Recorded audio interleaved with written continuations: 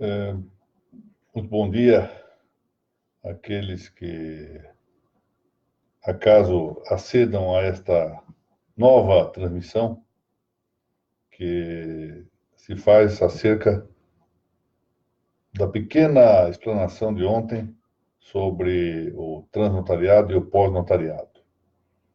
Acontece que, como aqueles que me honraram com a presença aqui nesse espaço eletrônico, terão, evidentemente, se dado conta, a gravação ficou muito prejudicada, a aula foi cortada em 4 ou 5 pedaços em virtude das quedas da internet, razão pela qual, atendendo a pedido de algumas pessoas, em particular da professora Vanusa Arruda, que me escreveu especialmente para isso, eu regravarei essa exposição, que corresponde à primeira parte do tema que eu pretendo aqui examinar, qual seja o do transnotariado e do pós-notariado.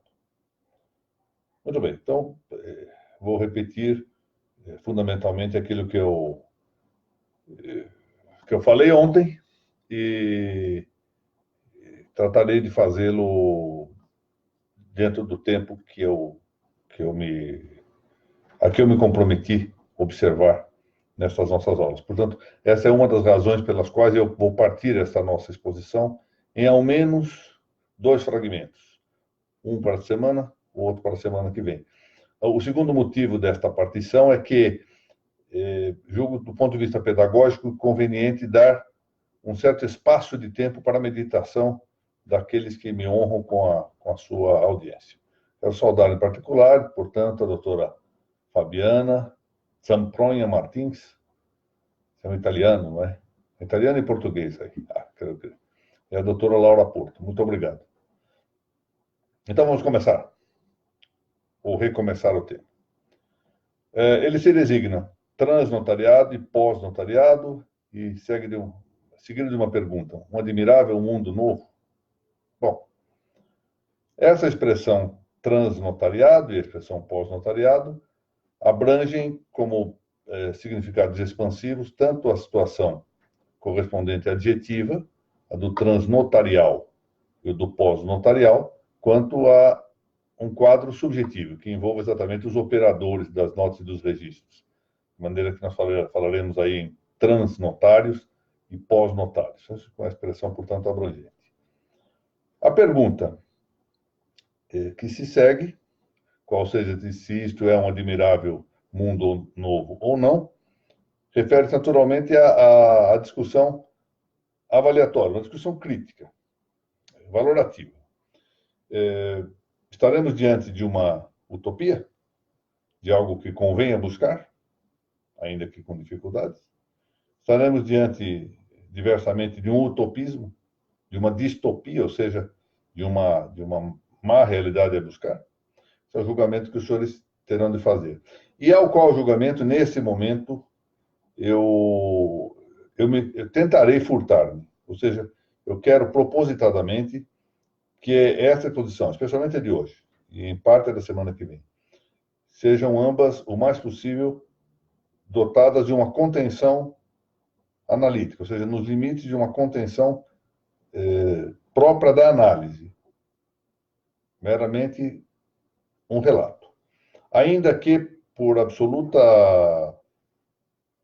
honestidade, que devo aqui seguir, dever de honestidade, é provável que só pela perspectiva dos temas e pelo apontamento de algumas de suas possíveis causas, já deixe eu trair um tanto uma antecipação crítica acerca destas duas realidades, do transnotariado e do pós-notariado.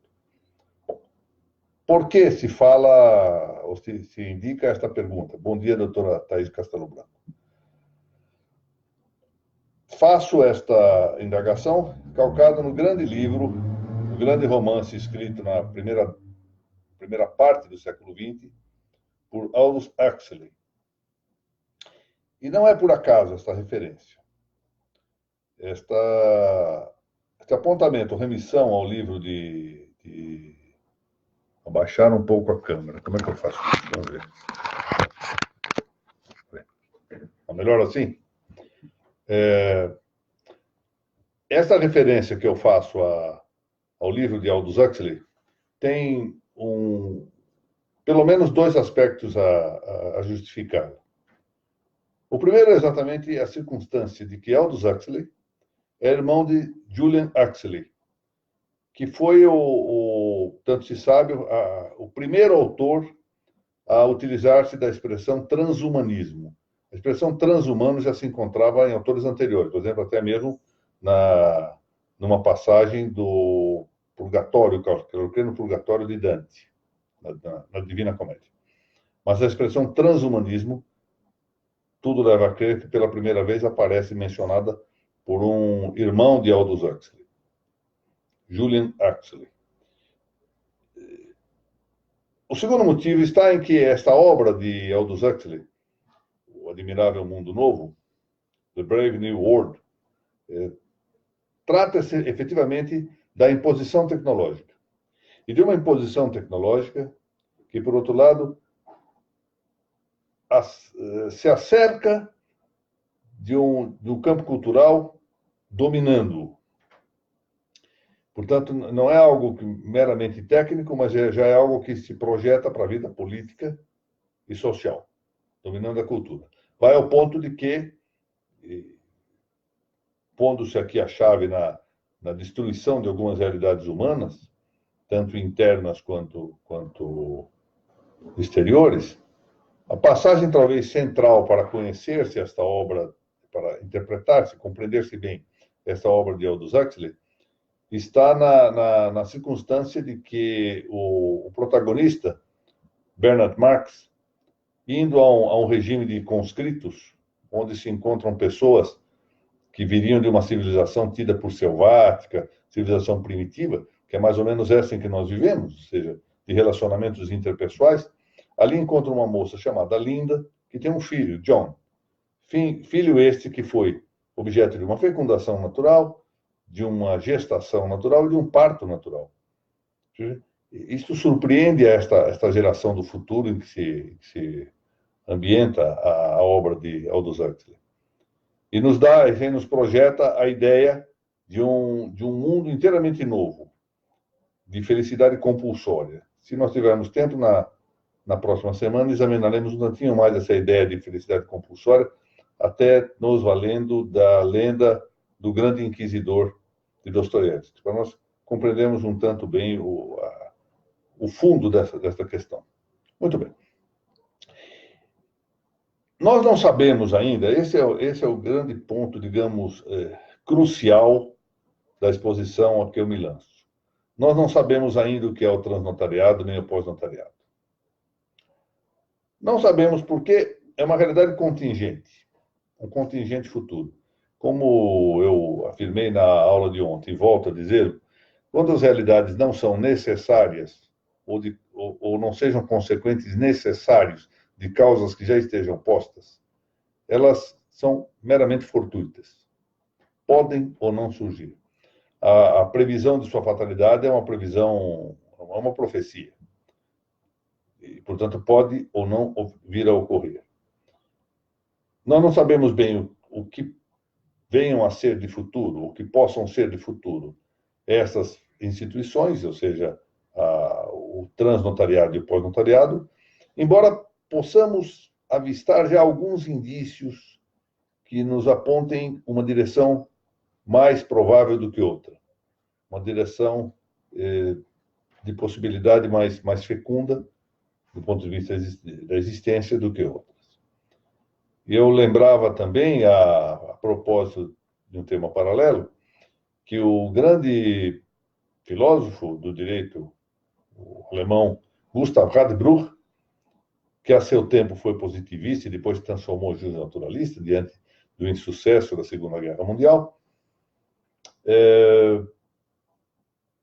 falava do direito penal da sua época, que ele advertia que já surgira um novo direito penal, mas que não se sabia muito bem que coisa era aquilo, porque estava em marcha, estava em uma situação de fluidez e dinâmica e, portanto, não se conseguia ver em todo a sua caracterização. Mas já existia, ou estava potencialmente em tal velocidade que já se reconhecia, já se antevia, por assim dizer. E assim se dá também com o transnotariado e o pós-notariado. Ora, agora examinemos um tanto, antes de passar avante na tentativa de indicar alguns indícios desta nova realidade, para tratar da razão pela qual há um conjunto de ideias em marcha em torno desse transnotariado e pós-notariado. Não será possível aqui, e também não conviria, uma classificação muito estreita, ou seja, demasiado estrita, pode ser, com que se pudesse abranger uma série de direções, algumas até de natureza política. Basta-nos aqui uma referência relativamente simplificada sobre 3 grandes correntes que, no aspecto subjetivo, tomam posição mais ou menos clara acerca deste tema, desta mudança em curso. A primeira deste grupo, às vezes, toma uma posição omissiva, ou seja, deixa que as coisas ocorram, o que já é uma tomada de posição, de algum modo. Mas, enfim, esse primeiro grupo é o grupo dos chamados adictos ao próprio ofício. São aqueles que exclusivamente, e de maneira louvável, não há dúvida, se dedicam com muita probidade a realizar os seus deveres de Estado, os seus deveres profissionais. São fundamentalmente, tratando aqui do notariado, notários, mas não só eles. Há registradores, que são um dos grandes utilizadores dos serviços notariais, advogados, juízes, promotores públicos, despachantes, corretores, ou seja, uma constelação de profissionais do direito e alguns que não são profissionais de direito, mas que tocam problemas jurídicos, que se envolvem com o notariado, que têm interesse no desenvolvimento do notariado, mas estão de tal modo vinculados ao exercício das suas próprias funções, que nem sempre se dão conta da guerra cultural que o tema do transnotariado e pós-notariado envolve. O segundo grupo é o chamado grupo dos companheiros de viagem. Esse grupo tem advertência das mudanças em curso. Adverte-as com maior ou menor acuidade, sabe que as coisas estão em ebulição, mas confiam, mais ou menos como quem pede carona, por isso que eu dizia que são os notários e outros juristas a boleia, ou seja, os que viajam de caronas, viajam a dedo, conduzidos pelo terceiro grupo. Esse segundo grupo nem sempre também se dá conta de que há uma guerra cultural envolvida. Alguns deles, com quem eu tenho tido algum contato, parecem aperceber-se de que há alguma coisa a mais, que há algo subjacente.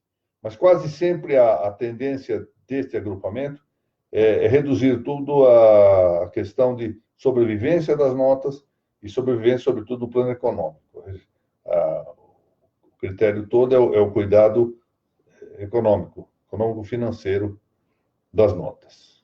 O que não deixa de ser compreensível num momento de fortes agruras econômicas, porque passam muitos nesta área extrajudicial. Muito bem. O terceiro grupo é, de longe, o mais importante. É o mais reduzido, mas é o mais importante. É o grupo dos hegemônicos, a quem compete não só por exercício do que se chama de hegemonia de direção, dirigir os demais integrantes da categoria, mas também, uma vez que assumam determinada parcela de poder, comandar de maneira dominante até os adversários, ou seja, comandam os destinos da categoria. Essa ideia de hegemonia traz já na sua indicação uma referência mais ou menos notória ao pensamento de Antônio Gramsci, que tem uma notável importância na formação, na participação dessa chamada guerra cultural dos tempos vigentes. o processo do transnotariado e do pós-notariado não pode ser entendido à margem de uma guerra cultural. Ou seja, não é algo que nasce isoladamente, de maneira autônoma, sem nenhuma vinculação com o movimento mais amplo. O que se passa, efetivamente, é uma batalha que se realiza no plano de uma guerra mais ampla, uma guerra cultural. E por que se fala aqui numa guerra cultural? Porque se deve a Antônio Gramsci a inversão da teoria marxista de estrutura e superestrutura. Antônio Gramsci era um pensador marxista que se deu conta de que a estrutura para Marx, que era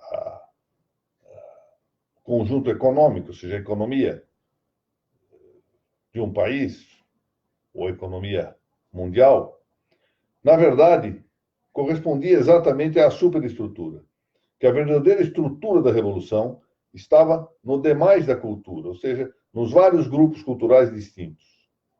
Daí que Gramsci propõe a inversão. E em vez de tentar dominar a economia, para da economia dar um salto para o que se chamava em Marx a superestrutura, ele inverte o processo e domina a cultura, para do domínio da cultura produzir a revolução. A economia passa a ser a superestrutura. Então, e na sequência, alguns autores conhecidos vão substituir as classes econômicas, particularmente o proletariado, por categorias. A mulher, a raça, isto, aquilo, etc. E portanto, explorando como se chegará nos tempos presentes, os grandes conflitos onde quer que eles se estabeleçam, para fazer uma consciência revolucionária unitária, tal que isto seja comandado por quem tenha efetivamente a consciência da revolução. Isso é o que se deve entender aqui por hegemonia ao modo gramsciano, domínio da cultura. Queria notar aqui de passagem que essa ideia de Gramsci, enquanto método, não é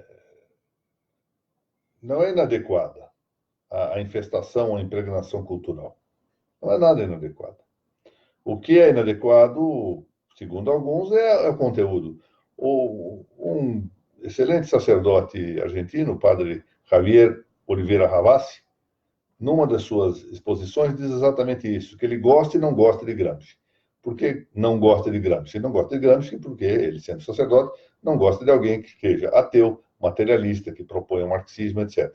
Mas ele gosta de Gramsci pelo método de Gramsci de cuidar da cultura, método pedagógico de Gramsci, que, na verdade, não foi inventado, não foi descoberto por Gramsci.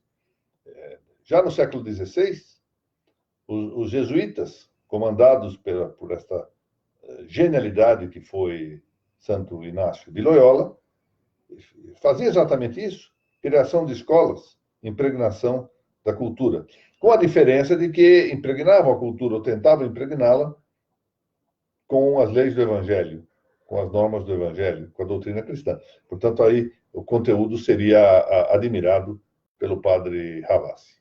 Muito bem. Notemos até mesmo que no caso brasileiro, foram várias escolas criadas no Brasil, lembro-me aqui a de Salvador, a de São Paulo. São Paulo mesmo teve a sua criação com a fundação do Colégio de Piratininga, onde hoje se encontra o pátio, chamado Pátio do Colégio, com a igreja do Pátio do Colégio, igreja ainda dos jesuítas, graças a Manuel de Nóbrega, a Juan de Azpilicueta e a José de Anchieta, não é? Então, o método gramsciano, portanto, é o método jesuítico, mas o conteúdo é que é marxista, no caso de Gramsci, e não marxista, no caso dos jesuítas. Agora, acontece que não se pode extrair o transnotariado e o pós-notariado, essas ideias em marcha, de uma ideia de segmentação do processo cultural. Ou seja, é uma parte do processo cultural em marcha, da revolução cultural em marcha. É só isso. E nós não podemos compreender, portanto, essas ideias do transnotariado e pós-notariado, isolando-as como se fossem imunes à imensa influência e condução da hegemonia exercida por alguns que são, efetivamente, pensadores pós-marxistas.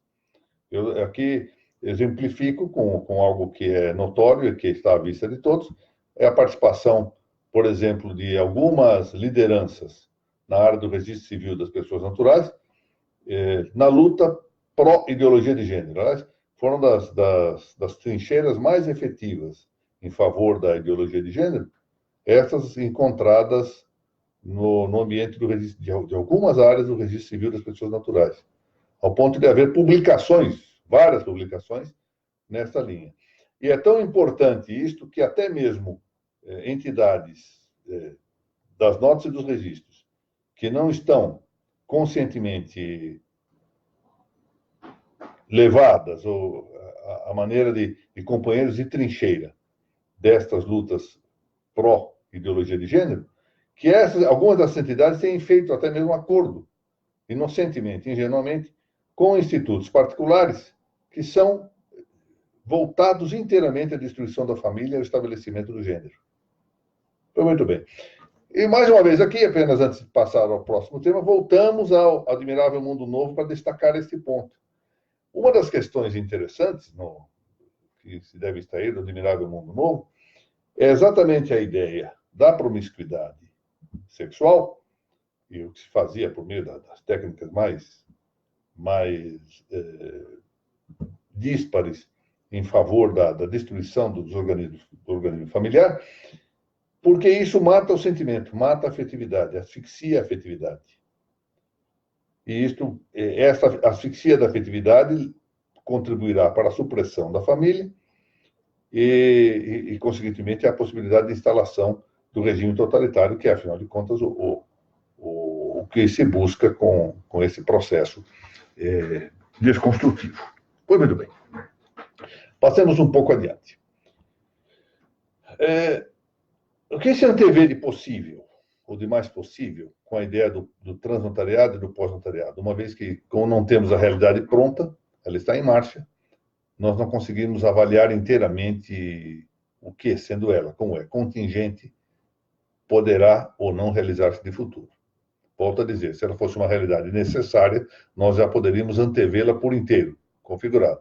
Ela não é uma realidade necessária, é uma realidade fortuita, contingente, futura, que pode ou não vir a ocorrer.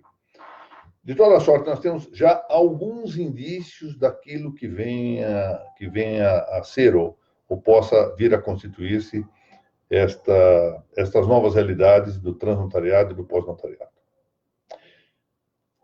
Começo aqui por observar que, feita esta análise, nós já podemos chegar a uma primeira conclusão. Qual seja, se essa mudança que está em marcha é acidental ou é substancial. Um segundo ponto que eu não vou ferir hoje é se, por hipótese, tratando-se no caso de uma mudança substancial, se a mudança substancial é ou não adequada, corresponde ou não àquilo que se gostaria de ter com o Instituto Notarial, com a entidade do notariado latino. Então vamos ao primeiro ponto. Pergunta-se, estas realidades em marcha, que se avistam, ainda um pouco imperfeitamente, do transnotariado e do pós-notariado, são realidades que correspondem a mudanças acidentais da instituição notarial ou a mudanças substanciais dela? Como distinguir uma mudança acidental de uma mudança substancial? Se distingue pela identidade. Vamos lá. Quando temos mudança acidental, se eu tenho uma semente, se eu planto essa semente e depois me nasce uma árvore de amora, e eu posso comer amora, etc., etc., claro que havia uma árvore em potência, mas houve uma mudança efetivamente substancial. Se eu apanho um tronco de uma árvore, corto esse tronco de uma árvore, transformo essa árvore na mesa, aqui no escrínio, ou escrivaninha que tem à minha frente. É uma mudança substancial. Se dessa mesma árvore, exemplo que eu usei ontem, eu pego o material necessário para converter no papel que dá apoio aos livros que aí se encontram na minha estante, temos aí outra mudança substancial. Deixa de ser árvore, adquire uma nova forma e converte-se em papel. Essa mudança é substancial. Nós podemos ter ainda mudança substancial na nossa própria vida, com a morte, por exemplo. A morte é uma mudança substancial trágica. Isso chama separação completa da forma e da matéria, ou seja, a forma substancial, a alma, se separa da matéria corporal, do corpo. Essa separação entre alma e corpo leva exatamente à destruição, ainda que transitória, do homem. Portanto, é uma mudança substancial. Em troca, temos mudanças acidentais. O exemplo de que eu me vali ontem e que eu reitero é o de alguém que ingressa numa faculdade e, ao final de 5 anos, sai ali formado.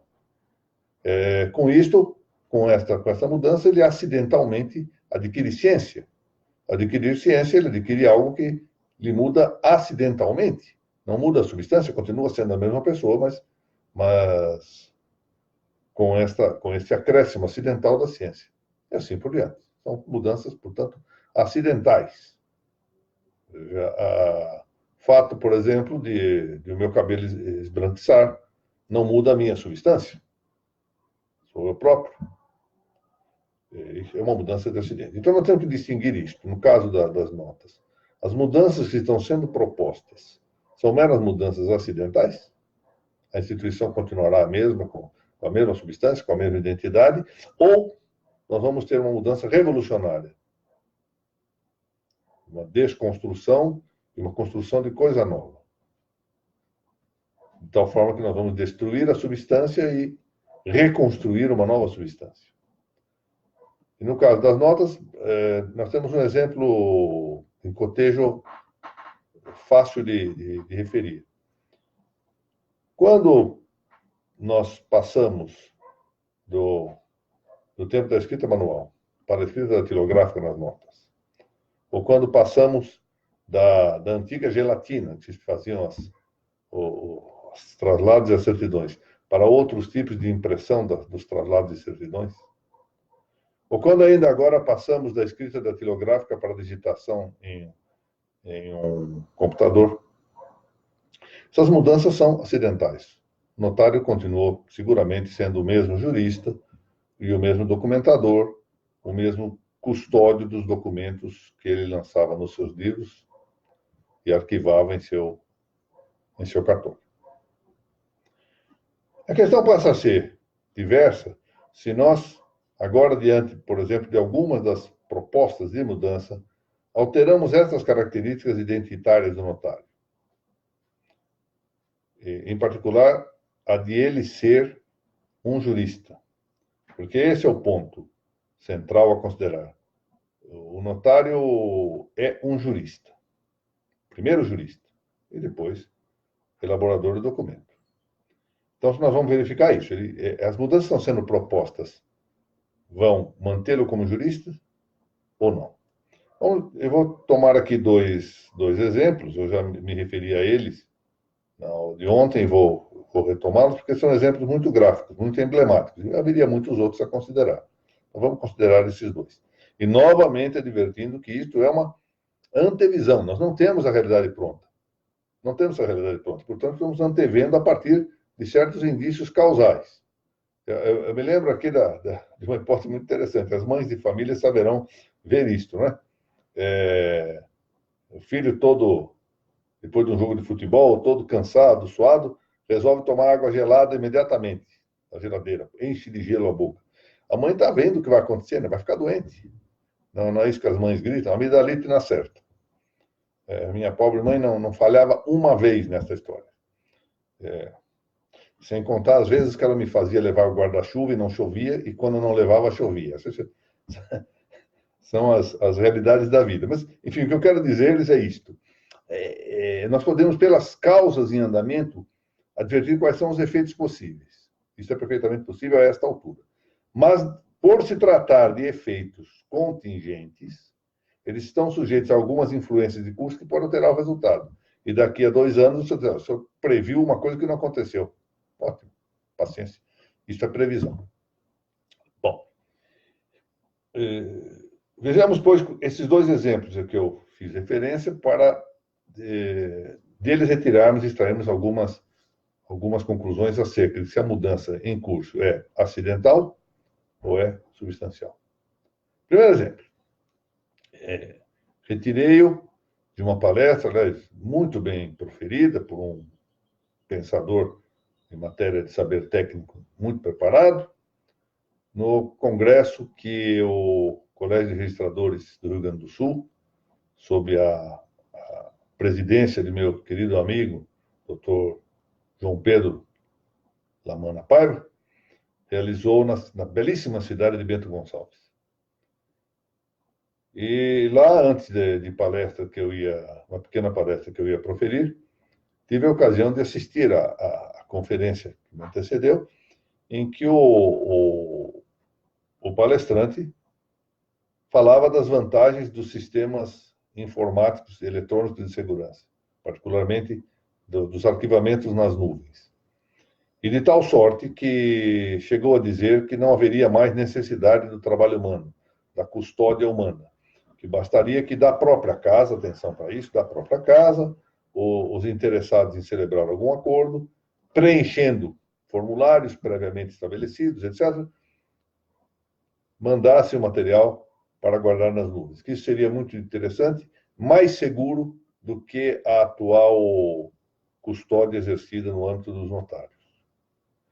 De maneira muito também curiosa, ele, não sei se porque não mencionou isso, se com ciência, com a verdadeira ciência do que foi a criação dos formulários notariais na Baixa Idade Média, ele cogitou de formulários, mas deixou de lado a função do caveire notarial, ou seja, o notário não tem que atuar em nada, ele tem que recolher isso no máximo, porque realmente, ao final da conferência, dando-se ele conta de que falava a notários, disse, olha, não é que o tabelião não seja ainda importante, ele pode ir lá assinar isso também, dará uma garantia a mais, notem, uma garantia adicional.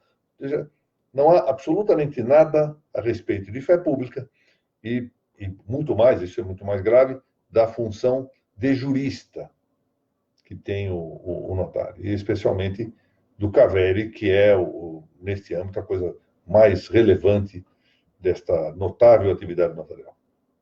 Muito bem. Segundo exemplo.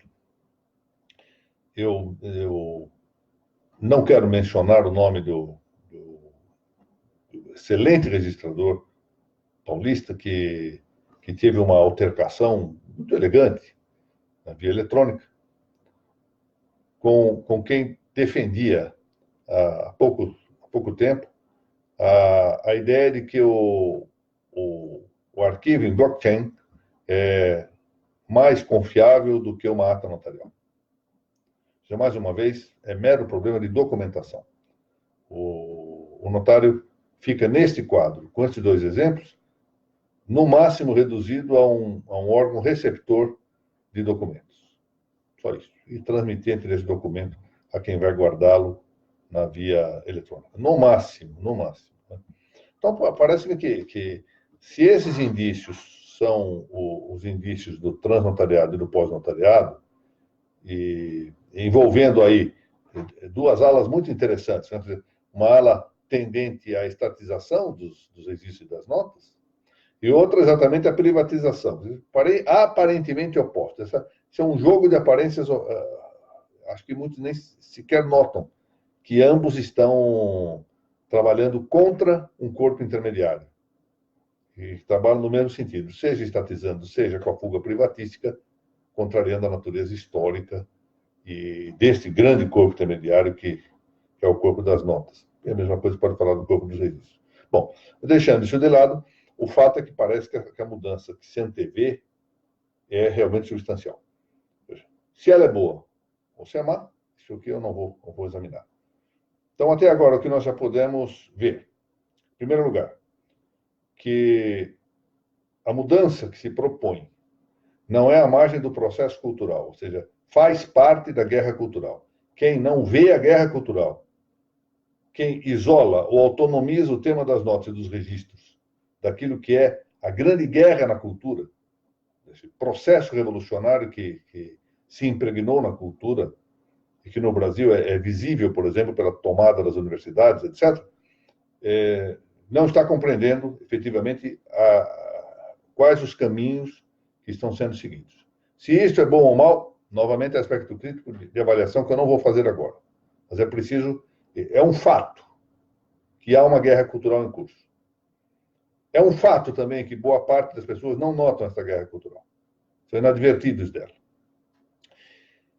E terceiro ponto, a mudança que está em curso é uma mudança, tudo leva a crer, substancial. Se ela vai consumar-se como mudança substancial ou não, volto a dizer, é um problema contingente. Mas quais são os outros indícios que nós podemos já recolher do que aí se encontra? Em primeiro lugar, uma grande redução tecnicista.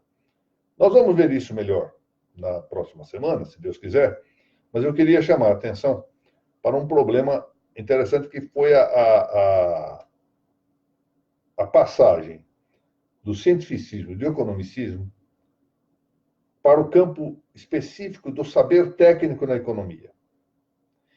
E de tal sorte que provavelmente, segundo diz um grande autor argentino, Ricardo Crespo, foi um certo complexo de inferioridade no plano da certeza científica que levou boa parte dos pensadores e dos aplicadores no campo da economia a se dedicar exclusivamente à técnica de maximização ou de otimização. Ou seja, deixar de lado alguns aspectos teóricos e, sobretudo, o aspecto de ciência prática da economia, voltada à atividade, voltada à ação e, portanto, submetida à instância moral, para dedicar-se exclusivamente à parte técnica. Otimização, maximização de resultados. Eu ontem mencionei aqui, e volto a aludir ao fato, de que um símbolo desta realidade é exatamente a preocupação quantitativa, da mensuração quantitativa a que está submetido o Poder Judiciário.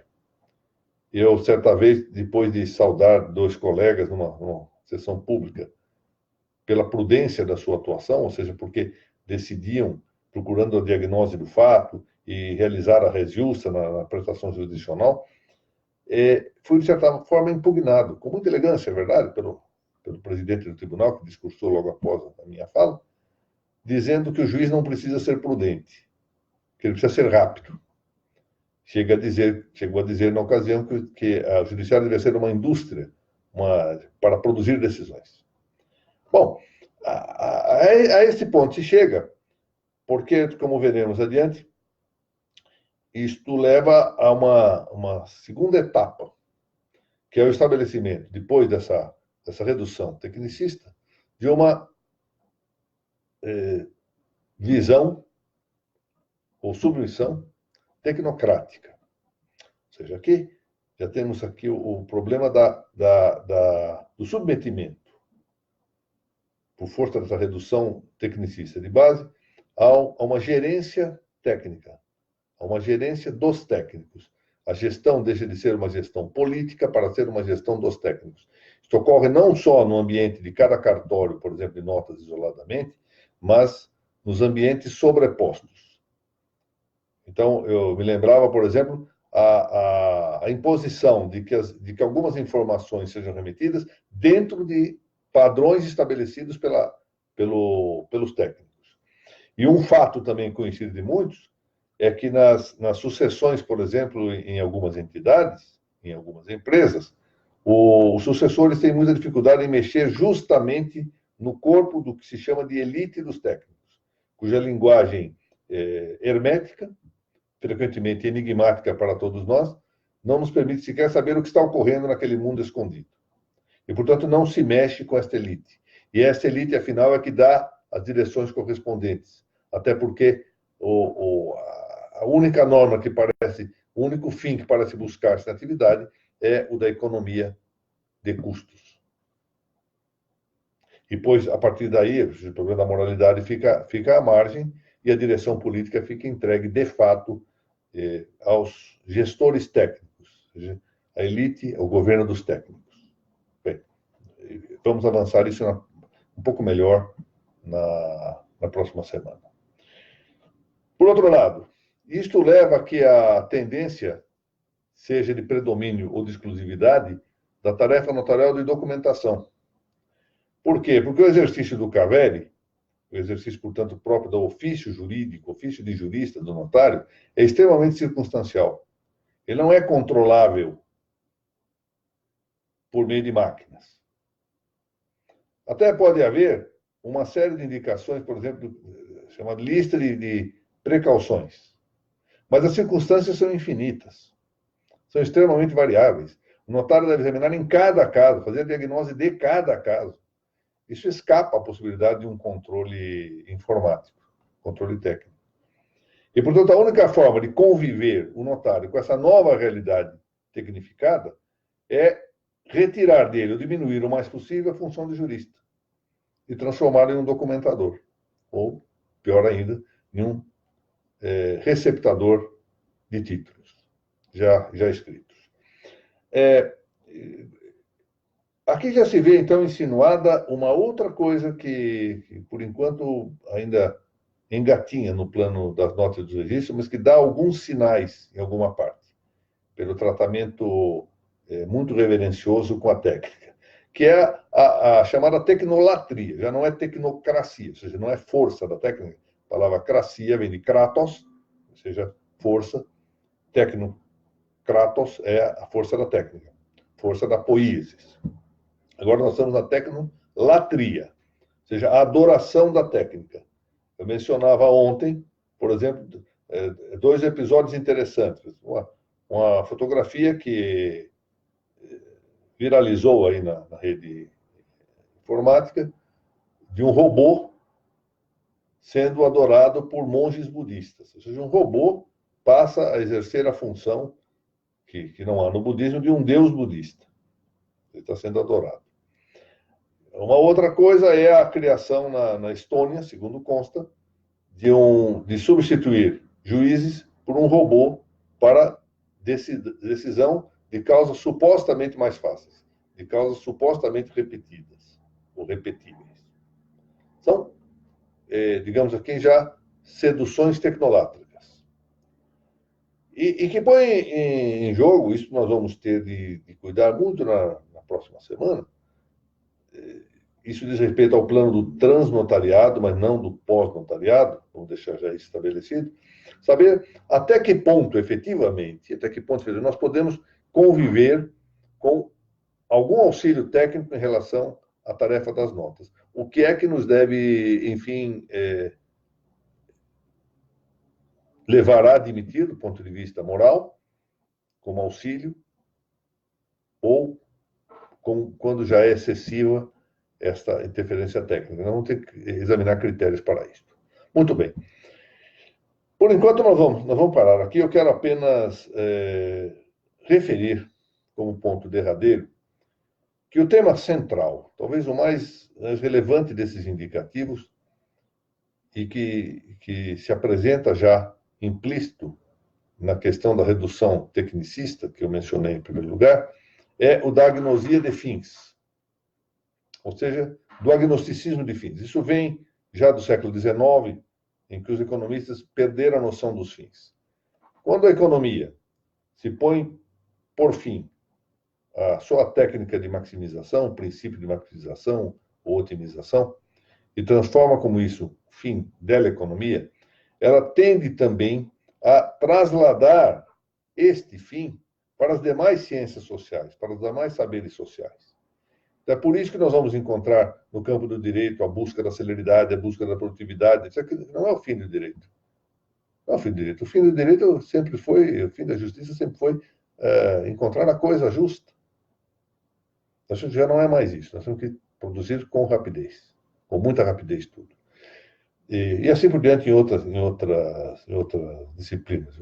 Recordo que numa dessas reformas da Previdência, ao tempo que era presidente o professor Cardoso, o professor Cardoso foi à televisão para dizer que era necessária a reforma da Previdência para garantir o fluxo de caixa do governo. Ou seja, preocupação exclusivamente, nós temos preocupação alguma com a questão da justiça. Se é justo ou se não é, Eu nem entro no mérito se aquela reforma era boa ou não. O argumento utilizado pelo professor Cardoso era exatamente este. Por exemplo, a Caixa estatal, ou Caixa estatal. O erário. Portanto, meramente um argumento de natureza econômica. O argumento da economia passou a ser, o economicismo passou a ser o ponto-clave e único da preocupação dos saberes sociais. E nada disto obstante, e agora vem o outro ponto, que o processo cultural seja mais abrangente. A economia, volto a dizer, não é mais a estrutura no pensamento marxista, é superestrutura. A estrutura está em outras realidades, outras categorias sociais. Também, e por derradeiro, antes de anunciar os temas das próximas semanas, eu queria aqui dar uma explicação breve sobre a curiosa forma com que alguns pensadores, aliás, alguns deles muito agudos na forma de exposição, têm facilidade em manter posições contraditórias. Esse é um problema também revolucionário. O que é contradição para o pensamento clássico, propriamente a oposição em grau máximo entre juízos, não é entendido como contradição pelo pensamento revolucionário. Contradição para o pensamento revolucionário é só aquilo que afronta a finalidade buscada. Então, nada impede que, no caminho, na marcha para a finalidade buscada, eu possa ir alternando as minhas posições. Ora ataco, ora defendo, ora ataco, ora defendo. No caso do blockchain, nós temos visto isso, né? Autores que ora defendem, ora atacam, ora defendem, ora atacam, de acordo com os interesses de turno. Porque tem um objetivo final que pode ser, ocasionalmente, favorecido por uma posição A e, no outro dia, pela não A. E não se julga que isso seja contradição no processo revolucionário. Porque essa contradição é da convivência do processo revolucionário. Quer dizer, nós, no pensamento, nós ou aqueles que têm o pensamento clássico, é que não consideram isso contradição. Que consideram isso contradição, ao contrário. Eles que mostram que nisto há contradição. Eu me recordo aqui de uma passagem com que eu termino esta brevíssima exposição, que está no Alice no País dos Espelhos, em que ela tem um diálogo com Humpty Dumpty. E Humpty Dumpty diz a ela que as palavras que ele usa significam só aquilo que ele quer que elas digam, de acordo com o momento em que ele diz. E Alice, espantada, com uma certa sensatez, diz, mas não é possível que uma mesma palavra signifique coisas tão diversas, tão contraditórias, tão opostas entre si. E Humpty Dumpty diz uma coisa notável, mostrando que é a linguagem performativa. Não, diz ele. O que importa é saber quem manda. Se eu mando, isto é assim e acabou. É isso. Portanto, no processo revolucionário, nós não podemos imaginar que haja observância dos princípios clássicos da argumentação. É por isso que Santo Tomás, numa de suas sempre notáveis passagens, diz que quando há negação dos princípios, não é possível discussão. Nós podemos disputar ou discutir com quem aceita os mesmos princípios. Com quem não aceita esses princípios, é perda de tempo discutir. Então, não se deve discutir. Sobretudo esses princípios metafísicos, entre eles o da identidade e o da não contradição. Muito bem. Na próxima semana, eu pretendo continuar essa exposição, desta feita falando sobre o variado nível dos saberes econômicos, distinguindo os ao menos 3 níveis do saber econômico. Em seguida, vamos tratar um pouquinho mais do gramscismo, tentar mostrar o que ocorre com o processo revolucionário, com o método revolucionário utilizado por Gramsci e no que ele representa, o que ele representa de importância para o campo atual em que se desenvolvem estas tentativas de novidade no campo do direito das notas e também dos registros públicos. E, finalmente, vamos tratar do que está subjacente ao transnotariado e ao pós-notariado. A própria designação que eu estou utilizando, transnotariado e pós-notariado, deixa bastante clara esse relacionamento subjacente com as ideias de transhumanismo e pós-humanismo. Se nós não compreendermos que coisas são o transhumanismo e o pós-humanismo, não vamos compreender qual é a proposta do transnotariado e do pós-notariado. E só depois disso, quando nós tivermos a ideia clara do que são as metas transhumanista e pós-humanista, e verificar se queremos um humanismo notarial ou, em troca, essas outras duas primeiras realidades que eu mencionei, é que devemos formular, enfim, um apoio ou não ao que está em jogo. Esse é um problema de avaliação que eu pode ser que faça, eu tenho talvez a pretensão de fazê-lo já um pouco na próxima semana, e mais uma terceira eventual exposição aqui nesta nossa série Notas sobre Notas, mas que a cada um dos senhores está, especialmente aqueles que lidam mais de perto com as notas, a cada um dos senhores está mais de pronto a reclamar como uma tomada de consciência diante de um problema que está aí. A coisa pior que poderia ocorrer é esta omissão em relação a tudo que está ocorrendo, ou seja, a falta de tomada de consciência do problema que está ocorrendo. Porque isso é entregar-te efetivamente à hegemonia, mal ou bem, não importa, a hegemonia daqueles que conduzem todos os demais. Eu queria, antes de aqui encerrar efetivamente a nossa pequena exposição, cumprimentar a todos aqui. Parece que eu vi o doutor Renato Lana. Tá aí. Bom dia, doutor Renato. Paula Cassim, o Colégio Notarial do Paraná. Vamos ver quem mais aqui. Doutora Mônica, muito bom dia. Doutor Pedro Bragato, Sônia Batista. Thaís Camate, como vai? Quem mais? Doutora Nilva. Muito bem. Agradeço a todos, novamente saúdo aqueles que eu havia já antecipadamente cumprimentado, e gostaria, peço isso à doutora Laura Porto ou ao doutor Pedro Bragato, que fizesse a indicação aqui do link da Editorial Lepanto. Anunciar para minha satisfação o lançamento deste terceiro tomo do Registro de Imóveis Princípios, da série das aulas lá na Uniregistral. Esse livro está muito bem composto, muito bem editado aqui pela Editorial Lepanto, e embora seja matéria de registros, não é, de registro imobiliário, tem importância também para os notários, uma vez que as notas atuam de maneira bastante fecunda também no território dos registros públicos. Muito bem, muito obrigado a todos. Eu peço desculpas, portanto, por ter feito uma regravação, mas não era possível continuar com a aula tal como gravada ontem, derramada por 4 ou 5 vídeos separados. Muito obrigado, bom final de semana, e se Deus quiser, nos vemos na próxima quinta-feira.